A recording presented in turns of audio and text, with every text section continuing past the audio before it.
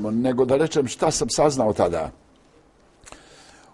Situacija je takva da vidi se da će Bosna i Hercegovina, ovako kazano, biti oduzeta od Osmanske imperije.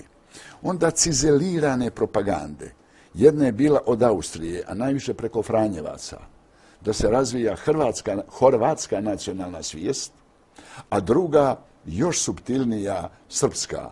Amo knez Mihajlo, amo njegovi ministri Blaznavac Ristić, Ujedinjena omladina srpska, da se razvija srpska misao. Jer vjerujte, do sredine 19. vijeka u Bosni niti je bilo Srba, ni Hrvata, ni nikoga. Sve su bili Bošnjaci. Jedni s 3 prsta, jedni s 4, jedni klanjaju.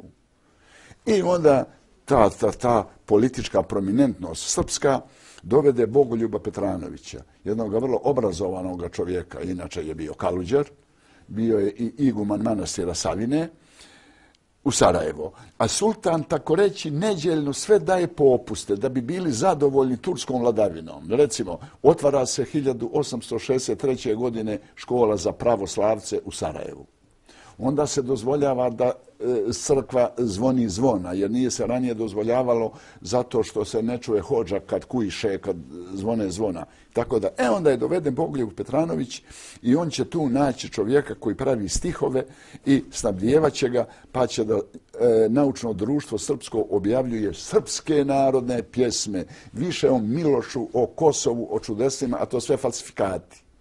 Vjerujte, izučavajući arhive i ostalo, pravoslavac bosanski više je tuge, više je mrzio i više nepravde doživljavao od fanariotskih svještenika nego od aga i begova.